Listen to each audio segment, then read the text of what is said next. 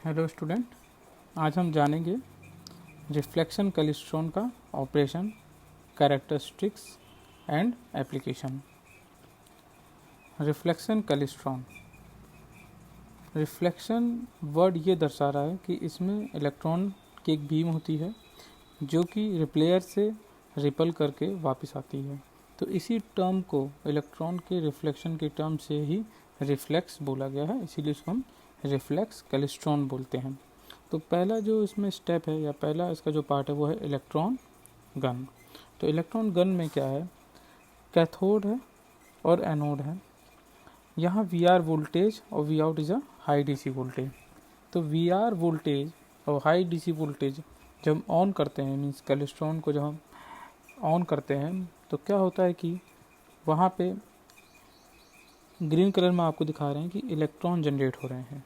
ठीक, तो एनोड के कारण से एनोड क्या करता है, उन इलेक्ट्रॉन को एक बीम फॉर्म में जनरेट करता है, एक बीम फॉर्म में रखता है। उसके बाद वो इलेक्ट्रॉन बीम आगे ट्रेवल करती है, वहाँ एक कैविटी होती है।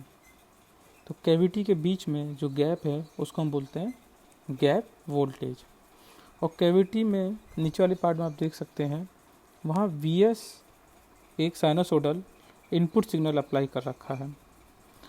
तो ये जो साइनोसोडल वेव है ये क्या करता है, वेलोसिटी मॉड्यूलेशन करता है जो इलेक्ट्रॉन कैविटी के गैप से मूव करते हैं या ट्रेवल करते हैं। ठीक, इस डायग्राम में आप देख सकते हैं कि ये Vs वही इनपुट वोल्टेज जो हमने अप्लाई किया कैविटी में, और अलग अलग इलेक्ट्रॉन ए बी सी, ये तीन इलेक्ट्रॉन एग्जाम्पल में लिए हैं। तो ए इलेक्ट्रॉन पॉजिटिव वेव फॉर्म में वेलोसिटी को इंक्रीज कर रहा है, पॉजिटिव वेव फॉर्म इसकी Vs की। जब जीरो है तो यूनिफॉर्म वेलोसिटी है, एंड जब नेगेटिव इसका पार्ट है तो अब वो सी इलेक्ट्रॉन हमारा वेलोसिटी उसकी डिक्रीज हो जाती है। अब क्या ये जो इलेक्ट्रॉन है आपके मूव किए गैप कैविटी से, तो ग्रीन कलर की लाइन है, रेड एंड ब्लू है। ये इलेक्ट्रॉन मूव तो कर रहे हैं लेकिन वेलोसिटी इनकी अलग अलग है, ए बी एंड सी। इन तीनों की वेलोसिटी Vs के सिग्नल के कारण से मॉड्यूलेट हो गई है। अब आगे एक प्लेट होती है, रिप्लेयर प्लेट। तो ये जो फास्टेस्ट स्पीड में जो इलेक्ट्रॉन है, मींस ग्रीन कलर वाला जो आपका इलेक्ट्रॉन है उसकी वेलोसिटी सबसे फास्ट है, तो वो रिप्लेयर के काफ़ी नज़दीक नियर पहुंचता है, बहुत नज़दीक से क्या करता है, रिपल हो जाता है। और जो रेड वाला है उसकी वेलोसिटी कम है तो रिप्लेयर को ज़्यादा नज़दीक नहीं पहुंच पाता है, वो पहले ही रिपल हो जाता है। ऐसे जो ब्लू वाला है उसकी वेलोसिटी बहुत कम है और वो काफ़ी पहले रिपल होना शुरू कर देता है। देखिए ये आपका ए वेव फॉर्म है, रिपल हुई क्योंकि इसकी वेलोसिटी सबसे फास्ट है। फिर रेड वाला इलेक्ट्रॉन बी, वो उससे पहले रिपल हो क्योंकि वेलोसिटी कम है, एंड सी रिपल होके वो कैविटी की तरफ आ रहा है। तो ये तीनों एक ही टाइम पे कैविटी पे आके गैप में बंच बना लेते हैं। ठीक, तो यहाँ पे क्या हुआ, एक बंच फॉर्म हो गया ए बी सी से। ये बंच क्या है, इसके अंदर काइनेटिक एनर्जी है, और वो काइनेटिक एनर्जी क्या है, ट्रांसफ़र हो जाती है कैविटी को। कैविटी को वो बंच की जो काइनेटिक एनर्जी है जो फॉर्म हुआ इलेक्ट्रॉन से ए बी सी से, वो कैविटी को ट्रांसफ़र हो जाती है। फिर वो एनर्जी ट्रांसफ़र होने के बाद जो स्लो इलेक्ट्रॉन वेलोसिटी वाले होते हैं वो कैविटी के माध्यम से ग्राउंड कर दिए जाते हैं, कलेक्ट कर लिए जाते हैं। तो यहाँ पे आप ऑब्ज़र्व कर रहे होंगे, एक चीज़ आपने देखा होगा कि जो इलेक्ट्रॉन बीम गैप से जो इलेक्ट्रॉन पास हुए हैं वही इलेक्ट्रॉन द्वारा से रिपल होके कैविटी के गैप में आए हैं, बंचिंग बनाई है। तो एक तरीके का ये पॉजिटिव फीडबैक है।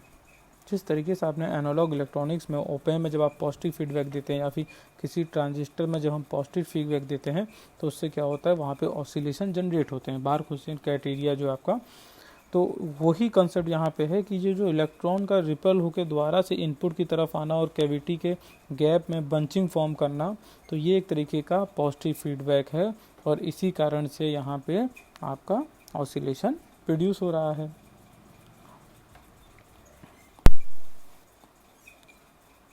अब हम एक डायग्राम देखेंगे, जो भी आपको दिखाया था डायग्राम, उसी डायग्राम को देखते हैं। X axis and Y axis, तो जो आपकी एक्स एक्सिस है वो टाइम है और जो वाई एक्सिस है वो रिप्लेयर डिस्टेंस है कि कितना इलेक्ट्रॉन ने ट्रेवल किया रिप्लेयर से कैविटी तक आने में। तो यहाँ पे वी एस आपका सिग्नल है जो पॉजिटिव है, नेगेटिव और जीरो है। तो फर्स्ट इलेक्ट्रॉन जो हमारा ए इलेक्ट्रॉन था, जो आपने कैविटी में देखा था, ग्रीन कलर जो शो किया था, ये ट्रैवल करना शुरू किया। ए इलेक्ट्रॉन आपका क्या ट्रैवल किया एक फास्टेस्ट स्पीड से और वो किसी एक टाइम पे आके कैविटी पे पहुंच गया। फिर उसी तरीके से साइमल्टेनियसली काम हो रहा है। ये बी इलेक्ट्रॉन जीरो वोल्टेज के होने के कारण से उसकी जो वेलोसिटी है वो यूनिफॉर्म रहती है।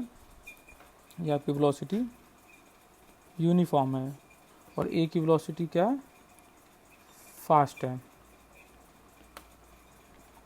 इसी तरीके से इलेक्ट्रॉन सी है, वो स्लो वेलोसिटी के कारण से उसका जो डिस्टेंस भी कम है। तो तीनों की जो वेलोसिटी है वो अलग अलग है। तो इसी प्रोसेस को हम बोलते हैं वेलोसिटी मॉड्यूलेशन। जब ये तीनों एक टाइम पे जाके जब बंच बना लेते हैं तो वो उस समय जो कैविटी गैप का जो वोल्टेज होता है वो मैक्सिमम होता है। ओके स्टूडेंट, तो ये पॉइंट आपको ध्यान रखना है कि जब वो बंच फॉर्म होते हैं वहाँ पे कि गैप में, उस समय गैप वोल्टेज आपका क्या होता है, मैक्सिमम वोल्टेज पे होता है। मैक्सिमम वोल्टेज मीन्स पॉजिटिव में।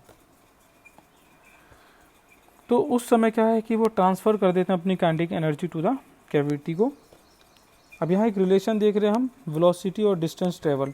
तो ए की वेलोसिटी सबसे ज़्यादा है तो वो डिस्टेंस भी सबसे ज़्यादा ट्रैवल किया।